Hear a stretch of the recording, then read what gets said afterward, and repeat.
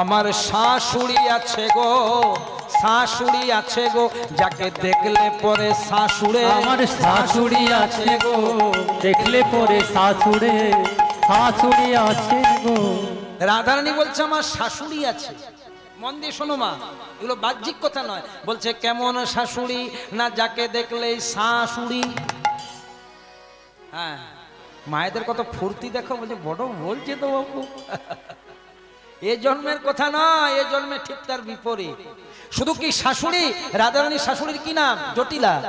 বলে আমার ননদী আছে গো, আমার ননদী আছে গো, ননদী আছে গো, একটা নই নোটা, আমার ননদী আছে গো।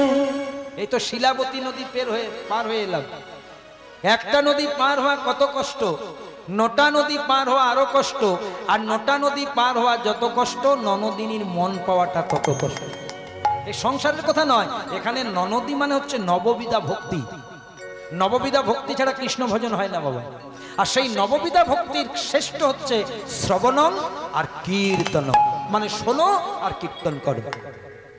তাহলে মায়েরা শাশুড়ি ননদীর ঘরে থাকে, আর স্বামী হচ্ছে আয়ান ঘর এবং রাধারানীর সাজ। এই যেই না রাধারানী যজ্ঞে চলে যাবে, ননদিনী কুটিলা চলে গেছে দাদা আয়নার কাছে। দাদা, আর দাদা তখন কালী মন্দিরে বসে কালী পুজো করছে। দাদা, তুমি যেখানে কালী কালী করছো, আর তোমার স্ত্রী চুন কালী দিয়ে চলে যাচ্ছে, যাবে কোথায়? আয়ান যেই না শুনেছে, চলে এসেছে রাধার কাছে মা কালীর খড়গটা নিয়ে। এবার এসে পরে কি বলছে দেখুন, আরে এ বহু চাঁদনি রাতোं में तू कहाँ जाती রে, এই পূর্ণিমা রাত্রিতে তুমি কোথায় চলেছো? রাধারানী বলছে হাম শাম কো পাস জাতি রে, আমি গোবিন্দের কাছে চলেছি। আয়ান গেছে রেগে, শাম কো পাস জাতি রে, আরে শাম তোমারা কোন হ্যায়, গোবিন্দ তোমার কে হয়? বলছে শাম हमारा पति है, গোবিন্দ আমার স্বামী হয়। আরো রেগে গেছে, আরে শাম তোমারা पति है तो हम कौन है? হ্যাঁ, শাদি কিয়া হাম ফির ভি পতি হে তেরা শাম, বিয়ে করলাম আমি আর স্বামী হয়ে গেল গোবিন্দ। বলছে দেখো, সংসারে যারা সতী তাদের দুটি পতি, একটি নিজ পতি সংসারের পতি, আর একটি জগৎপতি শ্রী গোবিন্দ। ওমা, আজ ডাক এসেছে জগৎপতির, আর কি নিজ পতির কাছে থাকতে পারে? যেই না চলে যাচ্ছে আয়ান, যেই না চলে যাচ্ছে। যেহেতু এখানে মায়ের মন্দিরে গানটা হচ্ছে, এখানে একটু মায়ের আমরা স্তব গাইব। সবাই দুটি হাত দিয়ে সুন্দর করে মাকে একটু ভক্তি করবেন। আমি লীলাটা এই জন্যই গাইছি, যাতে বাবা মায়েরও গল্পের মধ্যে থেকে যায়। কৃষ্ণ তত্ত্ব গাইছি, কিন্তু শিব কালী তত্ত্বটাও মাঝে মাঝে আসছে, তাহলে এখানে লীলা করাটা সম্পূর্ণ হবে। দেখো ভালো করে আস্বাদন করো। যেই না রাধারানী কৃষ্ণ দর্শনের অভিলাষে প্রভাস যজ্ঞে যাওয়ার জন্য তৈরি হচ্ছেন, কালী ভক্ত আয়ান এসে রাধারানীকে বাধা দিলেন। যেই না রাধারানীকে বাধা দিলেন, যেহেতু আয়ান ছিল মা কালীর ভক্ত, রাধারানী আমার মায়ের মূর্তি ধারণ করে আয়ানের সম্মুখে দাঁড়িয়ে গেলেন। আয়ান চমকে উঠলেন, দেখলেন আমি কাকে দেখছি? এ তো আমার অর্ধাঙ্গিনী রাধা নয়, এ তো আমার আরাধ্যা দেবী স্বয়ং মা কালী, মা ভবতারিণী, মা চণ্ডী। সাথে সাথে খড়গটি ফেলে দিয়ে রাধারানীর মধ্যে মায়ের বিগ্রহ দর্শন করে আজ আয়ান বলে উঠল, ওম সর্বমঙ্গল মঙ্গলে শিবে সর্বার্থ সাধিকে শরণ্যে ত্রম্বকে গৌরী नारायणी नमस्तुते सृष्टिस्थिति विनाशानं शक्तिभूते सनातनी गुणश्रये गुणमय नारायणी नमस्तुते शरणागत दीनार्थ परित्राणाय परायणी सर्वे शास्त्रे हरे देवी नारायणी नमस्तुते जयंती मंगला काली भद्रकाली गोपालिनी दुर्गा शिवे समाधात्री शश्वधा नमस्तुते।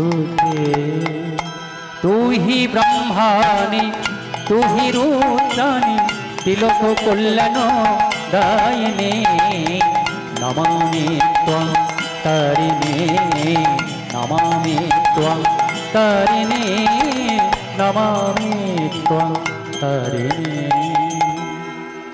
या देवी सर्वभूतेषु मातृरूपेण संस्थिता नमस्तस्यै नमस्तस्यै नमस्तस्यै नमो नमः।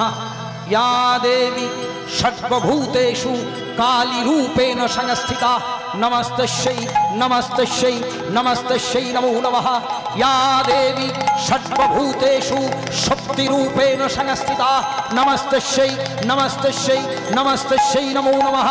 या देवी सर्वभूतेषु शान्तिरूपेण संस्थिता नमस्तस्यै नमस्तस्यै नमस्तस्यै नमो नमः। आये मा श्यामा मुंडमाली नेचे नेचे आई मा आई मा श्यामा मुंडमाली नेचे नेचे आई मा काली। आई मा श्यामा मुंडमाली नेचे नेचे आई मा काली। ओ गो आई मा श्यामा मुंडमाली नेचे नेचे आई मा काली। নেচেছিস কত রণরঙ্গে ডাকিনী যোগিনী সঙ্গে মা। নেচেছিস কত রণরঙ্গে ডাকিনী যোগিনী সঙ্গে মা।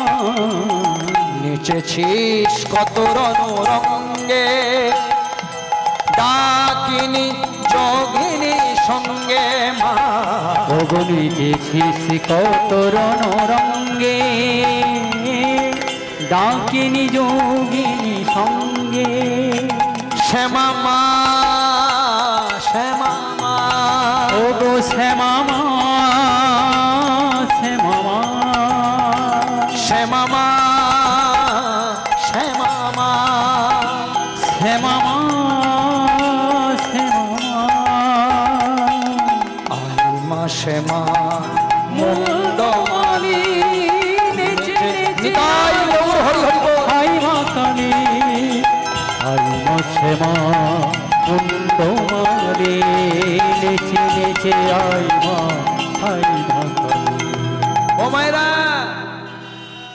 আয়ান ছিল মা কালীর ভক্ত, আর রাধারানী যেই না মায়ের মূর্তি ধারণ করে দাঁড়িয়ে দিলেন আর স্বামীতে বাধা দিতে পারে, বলে রাধা ও রাধে, তোমার মধ্যে যে আমি আমার আরাধ্যা দেবীকে দেখেছি গো, তুমি যেখানে যাবে সেখানে যাবে, আর আমি জটিলা কুটিলা কারো কথা শুনবো না, আর যদি তোমার যেতে অসুবিধা হয় চলো আমি পৌঁছে দিই। বলে না স্বামী, তোমাকে যেতে হবে না, আমি সখীদেরকে সঙ্গে নিয়ে চলে যাই। চলে গেল প্রভাসের তীরে। একেবারে মিলনের রাস্তায় এসেছি, কারণ আমি লক্ষ্য রেখেছি যে যেহেতু এখানে তো ফাঁকা জায়গার মধ্যে গান, বেশিক্ষণ গাইলে অনেকের অসুবিধাও হবে, তাই সেই দিকটাকেও বিবেচনা করেও গাইছি।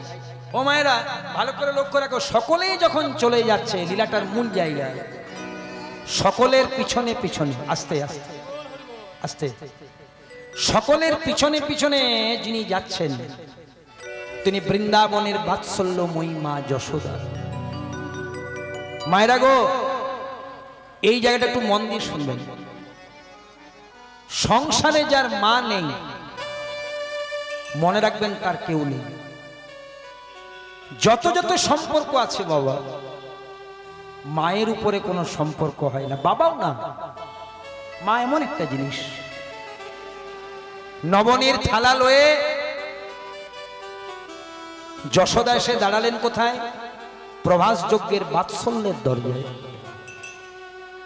যেই না বাৎসল্যের দরজায় দাঁড়িয়েছেন, দাঁড়িরা বলছে কোথায় যাবি? যশোদা বলছে এখানে যে যজ্ঞ করছে আমি তার মা।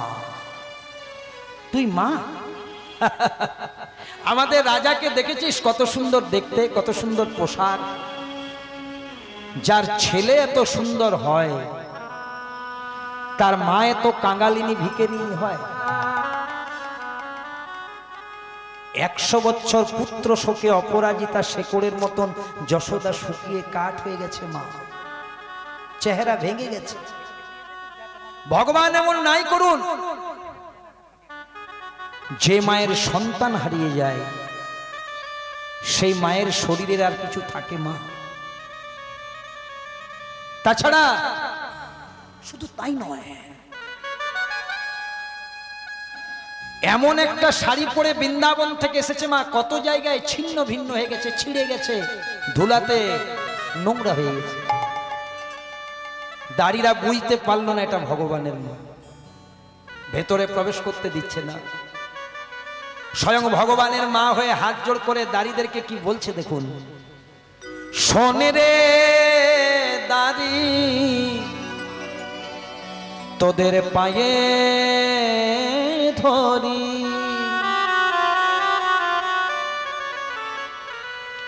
যেতে দে রে দাড়ি, আমি কাঙ্গালিনী নই অভাগিনী নই, যেতে দে রে দাড়ি। শোনে রে দাড়ি আমি তোদের পায়ে ধরি,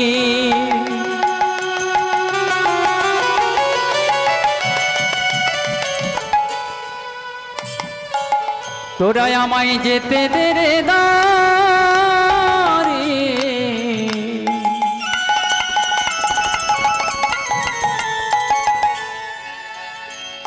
আমি কাঙ্গালিনী নই ভিখারিনী নই,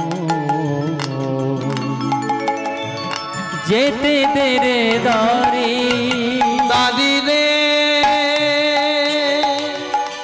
যেতে দে,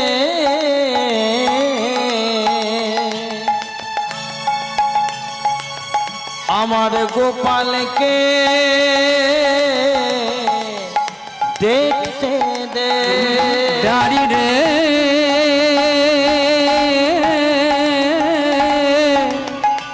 যেতে দে, আমার গোপালকে দেখে আসি। মায়েরা যেই না জোর করে প্রবেশ করতে গেল, দাড়িরা যশোদাকে চিনতে না পেরে শুরু করলো বেত্রাঘাত। খাওয়া নেই দাওয়া নেই, মা অচেতন হয়ে পড়ে গেল। যজ্ঞকুণ্ডে থাকতে থাকতে কৃষ্ণ বলল, দাদা, বলাইকে বলছে, দাদা আর আমার যজ্ঞ হলো না। দরজায় মাকে কত বেত্রাঘাত করছে দেখো, ওরা চিনতে পারেনি আমার মা। দৌড়াতে দৌড়াতে গিয়ে কৃষ্ণ দাড়িদেরকে বলছে, দাড়ি মারিস নে রে, আর মারিস নে, অন্য কেউ নয়, আমার বৃন্দাবনের বাৎসল্যময়ী মা যশোদা। যশোদাকে যেই না শ্রীহস্ত পুলিয়ে দিলেন পুত্ররূপী ভগবান কৃষ্ণ, যশোদা চৈতন্য ফিরে পেয়ে বলছে, খোকা গোপাল, তুই এত বড় হয়ে গেছিস?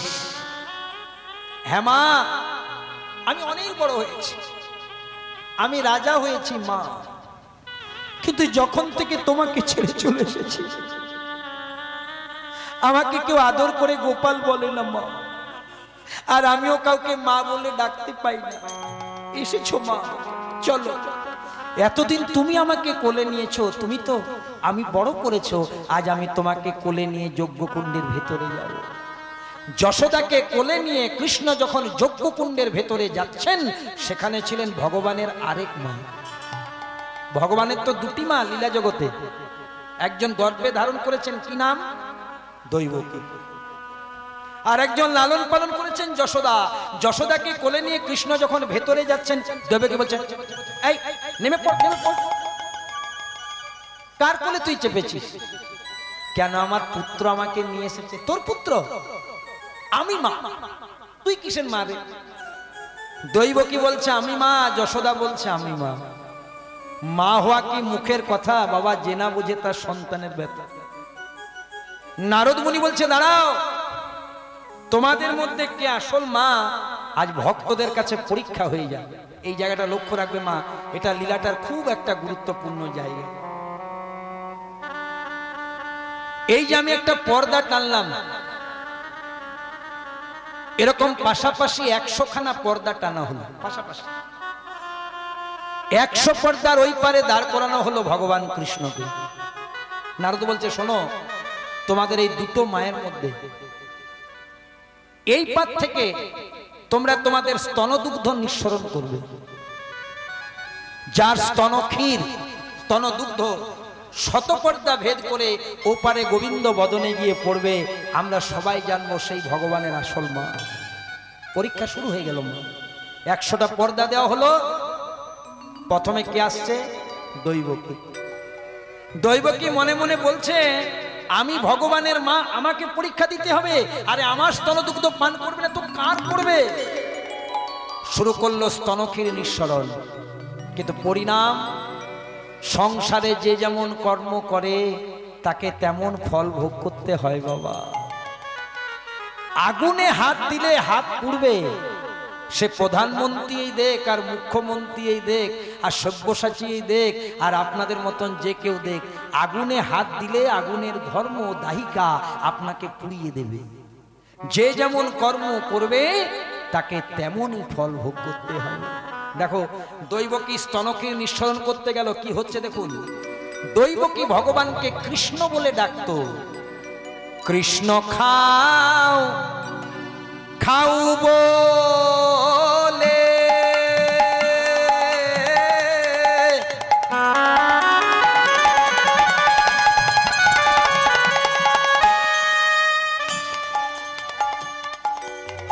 মা দৈবকী বলে।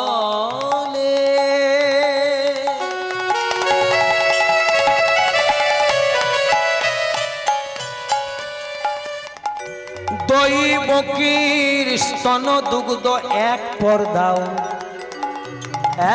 এক পর্দাও ভেদ নাহি করে। দৈবকী স্তনদুগ্ধ শতপর্দা তো অনেক দূরের কথা, এক পর্দাও ভেদ করলো না। কেন বাবা? এই দৈবকী পূর্ব জন্মে ছিল কৈকেয়ী, ভরতের মা, রামের বিমাতা, কৈকেয়ীর পুত্র। এই যে দৈবকী পূর্ব জন্মে ছিল কে? ভরতের মা কৈকেয়ী। বাবা, যার অভিশাপে রামচন্দ্রকে 14 বছরের জন্য বনে যেতে হয়েছিল, তাহলে দৈবকী আগের জন্মে কৈকেয়ী মা। রাম যখন বনে যাচ্ছিল, রামের মা কৌশল্যা যাওয়ার সময় রামকে এক বাটি দুগ্ধ পান করতে দিয়েছে। মন্থরা কৈকেয়ীর মাথাটা কত খেয়েছে দেখো। কৈকেয়ী করেছিল কি জানো মা? রামের মুখের থেকে দুধের বাটিটাকে কেড়ে দূরে নিক্ষেপ করেছে। সেদিন ভগবান শ্রী রামচন্দ্র মা কৈকেয়ীকে বলেছিল, মা গো, আমি ত্রেতা যুগে কৌশল্যার গর্ভে জন্ম নিলেও আমি তোমাকেই বেশি ভালোবাসি। আর কবে থেকে ভালোবাসি জানো মা? যেদিন আমার পিতা দশরথের মৃত্যু সমান ব্যাধি হয়েছিল, সেদিন কেউ সেবা করেনি, না কৌশল্যা না সুমিত্রা মা, করেছিলে তুমি।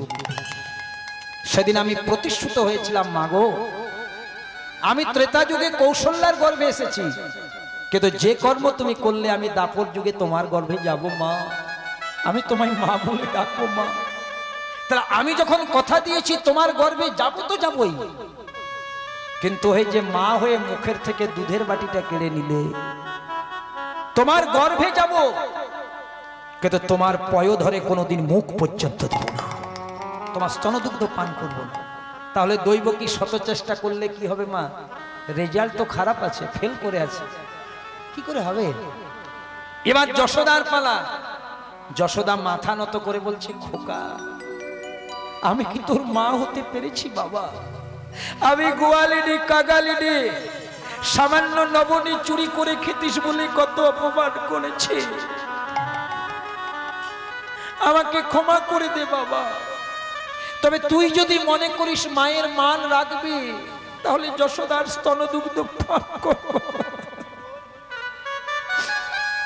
যশোদা করলো কি, নিজের স্তনক্ষীর নিঃসরণ করছে, নয়ন জলে মুখ ভাসে। যশোদা কৃষ্ণকে কি বলতো মা? গোপাল। এই যে গোপাল বলে ডাকো, এটা অন্য কারো ডাক নয়, ওটা যশোদার ডাক। গোপাল খাও খাও বলে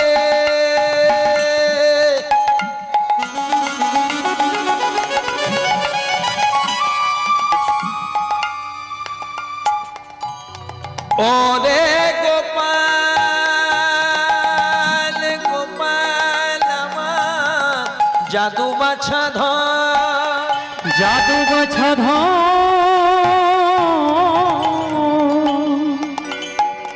ওরে আমার নীল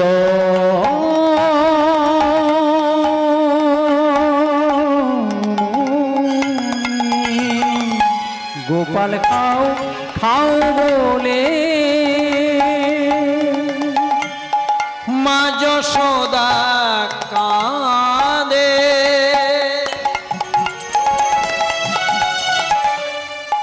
শত পর্দা ভেদ করে পড়ে কৃষ্ণের বদনে। এই যশোদার স্তনদুগ্ধ কেন পান করলো জানো মা? এ পূর্বজন্মের ধরাসতী ছিল। দ্রোণের স্ত্রী ব্রাহ্মণ দ্রোণ, আর তার স্ত্রী ধরাসতী যে যশোদা হয়েছে। এত গরিব ছিল কিন্তু ভগবানের ভক্ত, ওই ভিক্ষা করে দিন কাটত। ভগবান একদিন ধরাসতীকে পরীক্ষা করার জন্য আরেকজনকে সাথে নিয়ে প্রবেশ করলো ধরার কাছে। ধরা, আজ আমার বড় খিদে পেয়েছে, কিছু খেতে দিবি মা? দাঁড়ো দাঁড়ো, বসো বসো বসো। কিন্তু কাঙ্গালিনীর বাড়িতে কতগুলো মাটির হাড়ি ছাড়া কিছু ছিল না। সব মাটির হাড়িতে একবার করে হাত দিচ্ছে, দেখছে কোথাও একদানা চালও পড়ে নেই। এবার দরজাটা বন্ধ করে খুব কাঁদছে মা। ঠাকুর, তুমি আমাকে কাঙ্গালিনী করেছো, তুমি আমাকে ভিখারিনী করেছো, বলতে পারো আমি আমার জন্য তোমার কাছে কোনোদিন কিছু চেয়েছি, কিন্তু তুমি আমাকে এমন ভিখারিনী করেছো দয়াময় যে তোমাকে সেবা দেব সেটুকু আমার অধিকার না। আর ভগবান বারবার করে ভক্তকে পরীক্ষা করার জন্য বলছে, কই মা দে, দেরি হচ্ছে। হঠাৎ দ্রোণ এসেছে, আর সেদিন এমনই ভগবানের লীলা, দ্রোণ প্রতিদিন ভিক্ষা করে কিছু না কিছু আনে, সেদিন ভিক্ষাও জোগাড় হয়। স্বামী কিছু এনেছো? বলে কিছু। বলে তাহলে কি হবে, ভগবান অতিথি হয়ে এসেছে। আচ্ছা আচ্ছা স্বামী, তুমি ভগবানের সাথে একটু কথা বলে সময়টা কাটিয়ে দাও, আমি দেখি গ্রামে যদি কিছু জোগাড় করতে পারি। দ্রোণ কথা বলছে ভগবানের উপর, ভগবান লীলা করছেন। আর ধরাসতী গ্রামের সকলের কাছে ভিক্ষা করতে গেছে, দাও না গো, আমার বাড়িতে অতিথি ভগবান কিচ্ছু দাও, তার বিনিময়ে যা চাইবে দেব, দাও। কেউ দিল না। হঠাৎ ভগবানেরই পরীক্ষা, রাস্তার ধারে লেখা আছে মুদিখানার দোকান, অনলের দোকান, সব ভগবানের পরীক্ষা। নতুন দোকান, গিয়ে বলছে, অনল আমায় কিছু দেবে, আমার ঘরে অতিথি ভগবান। বলে হ্যাঁ দেবো, একটা শর্তে, এই নাও ধারালো ছুরি, এই ছুরিকা দিয়ে যদি তোমার পয়োধর কেটে দিতে পারো তাহলে তার পরিবর্তে তুমি যা চাইবে তাই দেও। ধরাসতী মৃদু হেসে পড়ে বললে, তুমি বাঁচালে গো, একটা তো জোগাড় হলো, তবে আমাকে 2 মিনিট সময় দাও। কেন জানো? এই দেহটা তৈরি হয়েছে বাবা মায়ের অবদানে, তাহলে এই দেহটাকে তৈরি করেছে বাবা মা। আর যেদিন থেকে আমার স্বামীর সাথে বিয়ে হয়েছে, এই দেহটার অধিকার পেয়েছে স্বামী।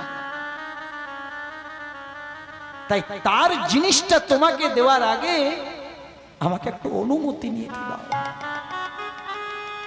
স্বামীর কাছে এসে বলছে, স্বামী, দ্রোণ বলছে পেয়েছো? বলে হ্যাঁ স্বামী পেয়েছি, শুধু একটা অনুমতি। কি অনুমতি দাও? চাল ডাল দেবে অনল, মুদিখানার দোকানদার, কিন্তু আমার পয়োধরটা তাকে ছুরিকা দিয়ে কেটে দান করতে।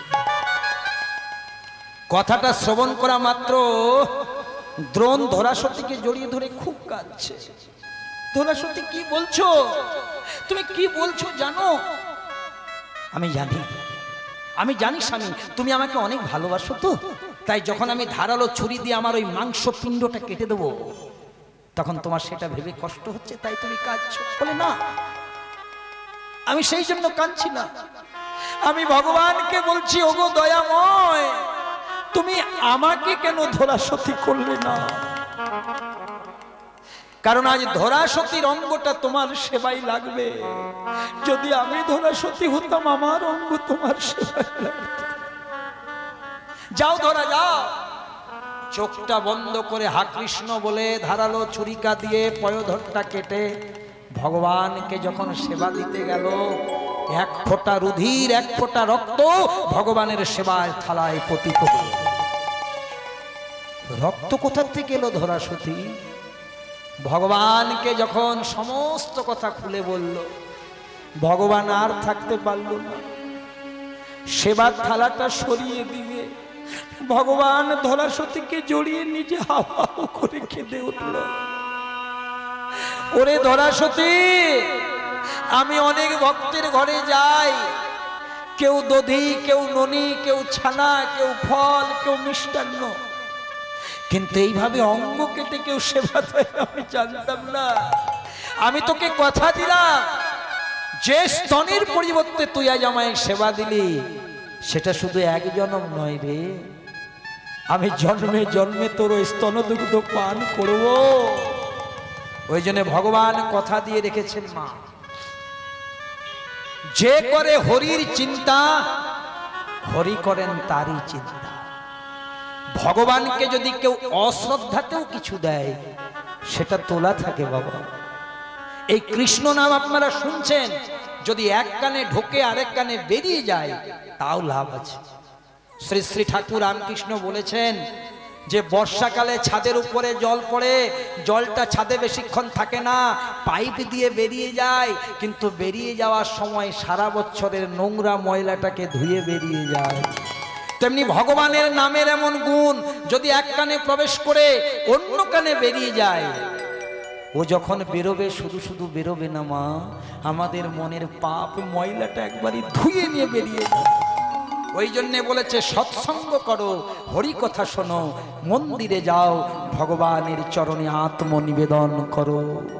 তাই হলো কি মায়েরা, আজ ধরাসতী এই যশোদার স্তনক্ষীর যেই না গোবিন্দ বদনে পড়িল, সবাই বলল যশোমতী নন্দরানী কি জয়, নন্দরানী কি জয়, নন্দরানী কি জয়। সবাইকে ভগবান সর্বদারে গিয়ে সখ্য শান্ত দাস্য বাৎসল্য মধুর দ্বারে সকলকে গিয়ে সকলকে নিয়ে এলো। কিন্তু যেটা বললাম যে না এলে লীলা হবে না, কি বলেছিলাম মা? রাধা, রাধা মধুর দ্বারে দাঁড়িয়ে আছে, কৃষ্ণ চুপ করে আছে। মানে কি, একজনের পারমিশন চাই, যোগ্যটা তো দু ভাইয়ের, তো কৃষ্ণ কিন্তু চুপ করে দাঁড়িয়ে আছে যে বলাই দাদা একবার সিগন্যাল দিলেই চলে যাবে। হ্যাঁ, ট্রাফিক রুলসটা মানা দরকার বাবা আমাদের জীবনের ক্ষেত্রে। দেখুন এখানে সুন্দর ট্রাফিকের ব্যবস্থা আছে, আমি এই রাস্তা দিয়ে মাসে অন্তত 10 বার পেরিয়ে যাই।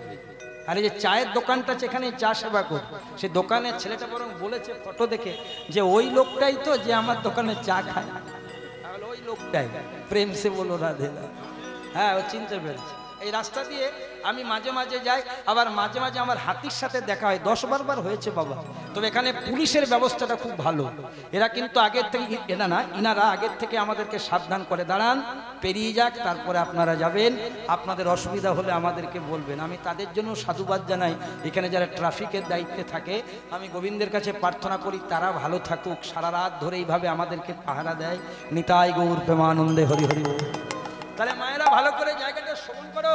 এবার যিনি না এলে রাধা, এবার বলরাম বলছে যা জয় রাধে, মিলনটা করবো মা। এবার যেই না বলরামের কাছে সংকেত পেয়েছে, কৃষ্ণ দৌড়ে চলে গেছে। অষ্টসখী পরিবৃতা রাধারানী মধুর রসে রসিতা দাঁড়িয়ে আছে, ললিতা ঠক্কর দিচ্ছে, চলে এসেছে তাকা। রাধারানী মৃদু মৃদু হেসে যেই না তাকিয়েছে, তাকিয়ে মুখটা ললিতা বলছে ওগো রায়, তোর বাবা লীলা বোঝা বড় দায়। 100 বছর হা কৃষ্ণ বলে ধুলোয় গোড়াগড়ি দিলি, আর এখন ডাইরেক্ট কৃষ্ণকে পেয়ে মুখটা ঘুরিয়ে নিলি কেন? বলছে একবার চেয়ে দেখ, এটা আমার কৃষ্ণ। আমার কৃষ্ণের মুখে ছিল হাসি, হাতে ছিল বাঁশি, পিত ধরা চরণে নুপুর। এই কৃষ্ণের মুখে হাসি নাই, হাতে বাঁশি নাই, পিত ধরা নাই। দেখ কেমন কৃষ্ণ। ওরে আমি রাজা কৃষ্ণ ভালোবাসি না, আমি রাজা কৃষ্ণ ভালোবাসি না, আমি রাজা কৃষ্ণ ভালোবাসি না, আমি রাজা কৃষ্ণ ভালোবাসি না, আমি রাখাল কৃষ্ণ ভালোবাসি। আমি রাজা কৃষ্ণ ভালোবাসি না। যোগমায়াকে স্মরণ করে রাখালিয়া বেশে সাজলেন গোবিন্দ। আর তেই না রাধারানী দেখতে পেলেন, ভাই এটা আমার কৃষ্ণ। রাধারানীকে বামে নিয়ে বলছে, চল সখীরা পাশে পাশে আস। একবারে যজ্ঞের মাঝখানে এনেছে। এখানে একটা কথা আছে, রাধারানী তো কৃষ্ণের স্ত্রী নয়, রুক্মিণী সত্যভামা জাম্ববতী তারা সবাই আছে, কিন্তু রাধারানীকে মাঝখানে এনেছে। এবার বলছে, ব্রহ্মা বলছে যে যজ্ঞের তো পূর্ণাহুতি দিতে হবে। পূর্ণাহুতি কে দেবে? হ্যাঁ, রামচন্দ্র যজ্ঞ করেছিল স্বর্ণ সীতা, তখন সীতা ছিল বাল্মীকি মুনির আশ্রমে। স্বর্ণ সীতা নির্মাণ করে, অর্থাৎ যে গৃহকর্তা যজ্ঞ করে তার কর্তৃকে তার বামে দাঁড়াতে হবে। তাহলে কৃষ্ণের বামে কে দাঁড়াবে? সবাই মিলে বলছে রাধা। বলছে রাধা তো কৃষ্ণের স্ত্রী নয়। বলছে না, দাঁড়া। রুক্মিণী সত্যভামাকে নারদ গিয়ে বলছে, কি গো রাধা দাঁড়াচ্ছে তোমাদের, দেখছে আরেকবার লাগিয়ে দিই। বলছে রাধা দাঁড়াচ্ছে তোমাদের অসুবিধা হচ্ছে? বলছে না, আর অসুবিধা হচ্ছে না নারদ মুনি তোমার জন্য। বলছে কেন? বলছে মনে নেই যেদিন কৃষ্ণকে আমরা একটা গরম দুগ্ধ পান করতে দিয়েছিলাম সোনার বাটিতে, কৃষ্ণের ছেঁকা লেগেছিল, কৃষ্ণ হার আই বলেছিল, আমরা মনে মনে সন্দেহ করেছিলাম হার আইকে। তাহলে আমাদের মধ্যে কেউ রাধা আছে যাকে আমাদের স্বামী বেশি ভালোবাসে। মিটিং করেছিলাম, সব স্ত্রীগুলো জড়ো হয়েছিলাম। আমি বললাম রুক্মিণী, ও বললাম সত্যভামা, ও বললো জাম্ববতী। রাধা খুঁজে পাচ্ছিলাম না, তখন তুমি বললে রাধা আছে বৃন্দাবনে। তোমার ঢেকি জানে চেপে আমি রুক্মিণী সত্যভামা বৃন্দাবনে এলাম। এসে পরে রাধারানীকে দেখলাম। রাধারানী তখন আমাদেরকে বলল যে হ্যাঁ গো, আজ থেকে 2-4 দিন আগে তোমাদের স্বামীকে যে দুগ্ধটা খেতে দিল অল্প ঠান্ডা করে দিতে নাই? আমরা তখন বললাম, আমরা যে আমাদের স্বামীকে গরম দুগ্ধ পান করেছি তুমি জানলে কি করে? দুগ্ধ খাওয়ালাম দ্বারকাতে, গুজরাটে, আর মেসেজটা ঢুকলো উত্তরপ্রদেশে। কি করে জানলে? তো রাধারানী করেছিল কি না, জিভটার সামনে বাড়িয়ে দিয়েছিল 2-4টে বড় বড় ফোসকা। তখন আমরা মনে মনে চিন্তা করলাম যে দুগ্ধ পান করালাম কৃষ্ণকে, ছেঁকা লাগলো রাধা। দুগ্ধ পান করালাম গুজরাটের মাটিতে, ছেঁকা লাগলো উত্তরপ্রদেশে। তখন তোমাকে জিজ্ঞেস করেছিলাম নারদ মুনি এটা হলো কেন? তখন তুমি এই বলেছিলে রাধা কৃষ্ণ এক আত্মা, দুই দেহ ধরি। রাধা কৃষ্ণ এক আত্মা, দুই দেহ ধরি। ওগো ভেদ নাই, ভেদ নাই, নানা ভেদ নাই, ভেদ নাই। রাধা কৃষ্ণে ভেদ নাই, ওগো ভেদ নাই, ভেদ নাই। রাধা কৃষ্ণ এক আত্মা, দুই দেহ ধরি। রাধা কৃষ্ণ এক আত্মা, দুই দেহ ধরি। অনন্যে বিলাস রস আস্বাদন করি। আবার অনন্যে বিলাস রস আস্বাদন করি। রাধারানীকে বামে নিয়ে গোবিন্দ পূর্ণাহুতি দিলেন। ওম অগ্নয়ে স্বাহা, অগ্নয়ে স্বাহা। ওম প্রজাপতি ঋষি ব্রহ্মদেব স্বাহা, ব্রহ্মদেব স্বাহা। ওম ভূর স্বাহা, ওম ভূর্স্বাহা, ভূর্ভুব স্বাহা। স্বাহা। রাধারানীকে বামে নিয়ে শ্রী গোবিন্দ দাঁড়ালেন, আর সবাই মিলে মনের আনন্দে গাইতে লাগলেন রাধা আর গোবিন্দ মিলনে রহিল, রাধা আর গোবিন্দ মিলনে রহিল। আমি নামটা ভুলে গেছি মায়েরা, কেউ যদি মনে করে দিতে পারেন। এই সামনে আমার আবার গান আছে 10ই মাঘ। কোন জায়গাটা কেউ জানে? হ্যাঁ, গড়ঙ্গা। যদি পারেন গড়ঙ্গাতে 10ই মাঘ আসুন, আবার আপনাদের সাথে দেখা হবে, আবার একটা নতুন লীলা আপনাদেরকে শুনিয়ে দেব। ততক্ষণ রাধা আর গোবিন্দ মিলনে রহিল, রাধা আর গোবিন্দ মিলনে রহিল, রাধা আর গোবিন্দ মিলনে রহিল, রাধা আর গোবিন্দ মিলনে রহিল। ভক্তবৃন্দ সবাই মিলে হরি হরি বলো, ভক্তবৃন্দ সবাই মিলে হরি হরি বলো, ভক্তবৃন্দ সবাই মিলে হরি হরি বলো, আমার ভক্তবৃন্দ সবাই মিলে হরি হরি বলো। হরি বল, হরি বল, হরি বল, হরি বল, হরি বল, হরি বল, হরি বল, হরি বল, হরি বল, হরি বল, হরি বল, হরি